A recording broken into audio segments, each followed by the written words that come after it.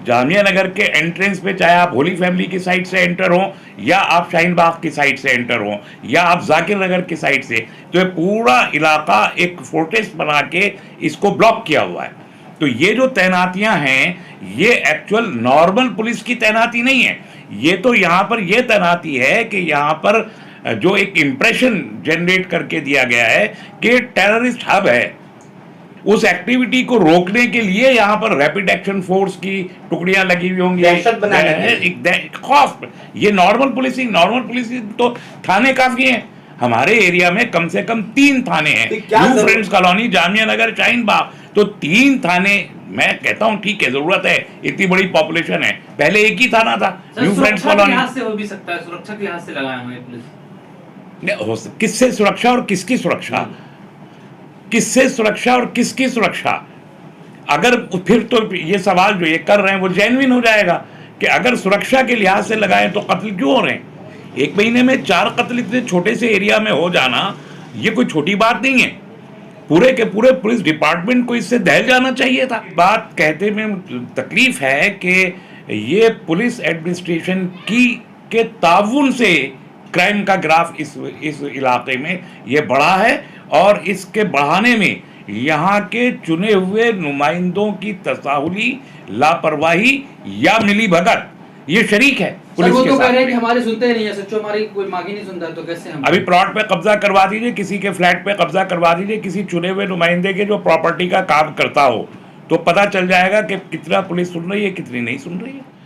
देखिए, जामिया नगर इलाके में लॉ एंड ऑर्डर की सिचुएशन तो बेहद ख़राब, नागुफ्ता बे हो गई है, और इस पर सवाल उठने चाहिए। और जो हमारे चुने हुए नुमाइंदे और एमएलए और काउंसलर्स और ये सब लोग हैं, और जो सिविल सोसाइटी के लोग हैं, हम सब की ये जिम्मेदारी है कि वो पुलिस एडमिनिस्ट्रेशन के साथ भी सवाल करें कि एक महीने में 4 कत्ल एक इलाके में हो जाएं और ट्रैफिक का भी कोई नज़म नहीं है।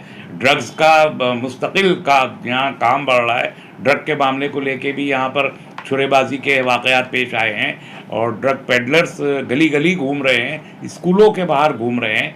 हमने पहले भी पुलिस एडमिनिस्ट्रेशन को इस जानिब तवज्जो दिलाई। शराब का कारोबार बढ़ता चला जा रहा है, और इसी किस्म के देखिए एक वक्त था 1997 से 2002 तक मैं यहाँ पर नागरिक सुरक्षा समिति, जो पुलिस और पब्लिक कमेटी होती है, मैं उसका चीफ कन्वीनर था।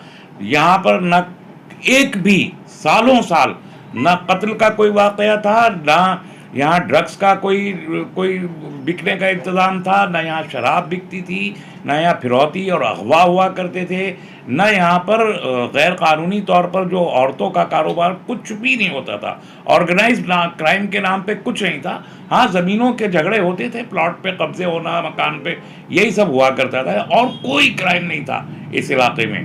2008 तक नहीं था ये क्राइम, लेकिन 2008 के बाद जो क्राइम स्पॉट हुआ है, मैं ये मानता हूँ कि ये पुलिस एडमिनिस्ट्रेशन का सिर्फ फेलियर नहीं है अकेले।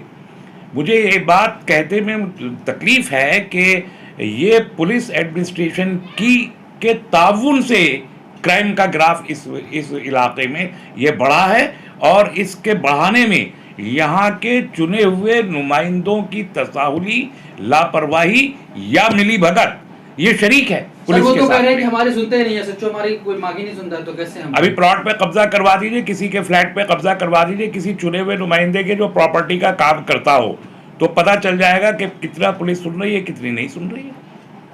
इस मामले में नहीं सुनती, उस मामले में सुनती है।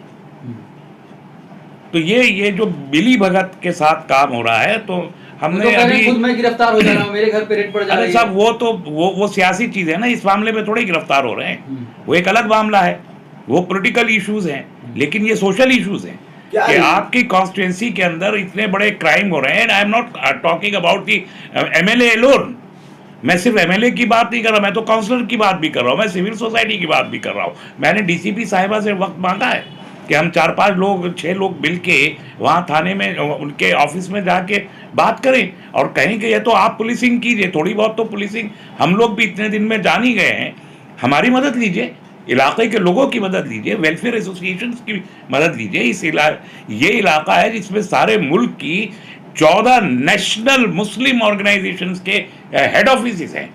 इतनी बड़ी तादाद में रेजिडेंट वेलफेयर एसोसिएशंस हैं, एनजीओज हैं, इन सबके होते हुए, और दिल्ली जैसी हाईली एक्सपर्टाइज पुलिस का दावा करने वाली कि हाईटेक पुलिस है पूरे मुल्क की दिल्ली पुलिस, इसके बाद भी एक इलाके में इतने, और ये तो यहाँ तो हो ही रहे हैं ओखला में, और इलाकों में भी कत्ल की वारदातें बहुत ज़्यादा। आप देखिए सीलापुर के इलाके में, नॉर्थ ईस्ट दिल्ली में, रोहनी की साइड में, द्वारका की साइड में, सब में ये क्राइम बढ़ा है। तो ये एक तशवीश की बात पूरी दिल्ली पुलिस के लिए है। नए कमिश्नर साहब जो आए हैं उनको भी ये बात देखनी चाहिए, और हमारे इलाके की डीसीपी साहिबा, मैं समझता हूँ कि she is highly a seasoned police officer, और वो ये वही मोहतरमा है, जहाँ तक मेरा अंदाज़ है मिस पांडे, मेरा अंदाज़ा है कि जिन्होंने निर्भया का केस 3 दिन में सॉल्व किया था, तो मैं समझता हूँ कि वो बहुत हाईली प्रोफेशनल पुलिस ऑफिसर हैं। उनको अपने इस विवेक का और अपने इस एक्सपर्टीज का यहाँ पर इजहार करना चाहिए कि वो क्राइम को रोके। सर 144 लगा देने से क्या लॉ एंड का ऑर्डर जो कंट्रोल हो जाएगा? देखिए, मोहल्ले के अंदर किसी भी मोहल्ले में 144 के कोई मानी नहीं होते। 2 महीने के लिए लगा दिया गया। 2 महीने के लिए या 2 साल के लिए एक मोहल्ला जिसमें मास लिविंग का कॉन्सेप्ट हो, जहां एक छोटे से एरिया में 3-4 किलोमीटर के एरिया में 5-7 लाख की पॉपुलेशन हो, और जहाँ पर इतनी बड़ी तादाद में रेस्टोरेंट्स हैं, शॉप्स हैं, मार्केट्स हैं, वहाँ पर आप अगर 144 लगा रहे हैं तो कभी भी इफेक्टिव नहीं हो सकते। लेकिन उसके बावजूद 24 घंटे में 2 वारदात हो जाती है गोली चलने की, 2 घायल हो जाते हैं, 1 की मौत हो जाती है 144 लगने के बाद भी। 144 का इससे कोई ताल्लुक नहीं ना। कत्ल करने के लिए तो आदमी अकेला आता है, अनलॉफुल असेंबली नहीं करता है कत्ल करने के लिए ना कोई। तो हर जगह तैनात है। नहीं, पुलिस तैनात नहीं है, डर का माहौल पैदा किया जा रहा है। पुलिस तैनात नहीं है, ये मसला है। क्योंकि जो आपको दिखाई दे रहा है, पुलिस की जो तैनाती आपको दिखाई दे रही है, वो तैनाती लॉ एंड ऑर्डर की गर्ज से नहीं है। फिर किस वजह से? वो जो आप जामिया नगर के एंट्रेंस पे, चाहे आप होली फैमिली की साइड से एंटर हो, या आप शाहीन बाग की साइड से एंटर हो, या आप जाकिर नगर की साइड से, तो ये पूरा इलाका एक फोर्ट्रेस बना के इसको ब्लॉक किया हुआ है। तो ये जो तैनातियां हैं, ये एक्चुअल नॉर्मल पुलिस की तैनाती नहीं है। ये तो यहाँ पर ये तैनाती है कि यहाँ पर जो एक इम्प्रेशन जनरेट करके दिया गया है कि टेररिस्ट हब है, उस एक्टिविटी को रोकने के लिए यहाँ पर रैपिड एक्शन फोर्स की टुकड़ियां लगी हुई होंगी, खौफ। ये नॉर्मल पुलिसिंग तो थाने काफी हैं।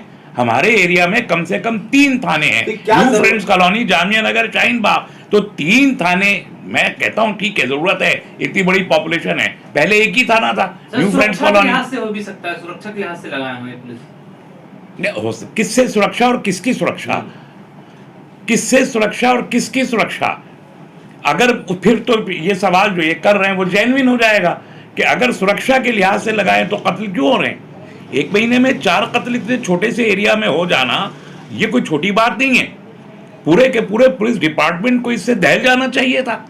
लेकिन ऐसी कोई एक्टिविटी, मुझे एक साहब कोई कह रहे थे किसी इंटरव्यू में, मैंने सुना कि कत्ल हो जाने के बाद कातिल को पकड़ना पुलिस का एक कमाल यकीनन हो सकता है, लेकिन उससे बड़ा कमाल पुलिस का यह है कि वो कत्ल ना होने दे, और उसमें पुलिस नाकाम हो रही है।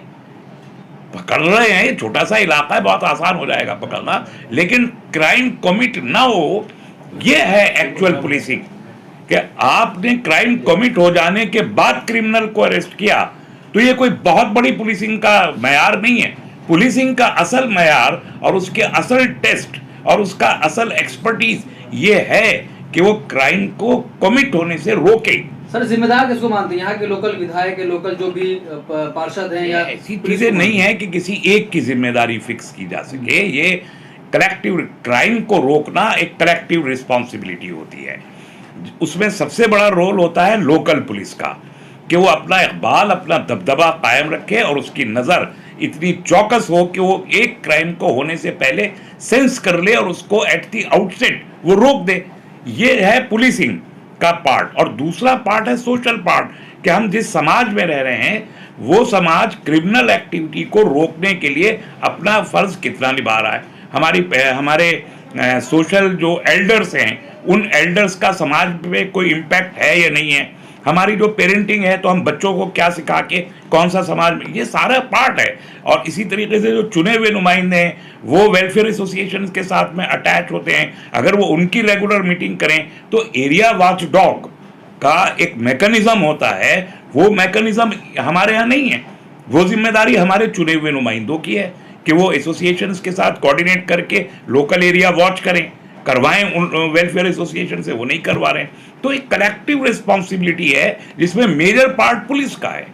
वो भी तो ये हर पार्ट पे, जब पुलिस का पार्ट पे फेलियर होता है, जो पेरेंट बॉडी है लॉ एंड ऑर्डर मेंटेन, जब वहां फेलियर होता है तो उसका रिपरकशंस पूरे डाउन दी लाइन आते हैं नीचे तक, फिर वो फेलियर होता चला जाता सर है। लॉ एंड ऑर्डर मेंटेन कैसे होगा ये बताइए? पुलिस को किसी तरह का प्रेशर है या फिर पुलिस अपना काम खुल के क्यों नहीं कर रही है?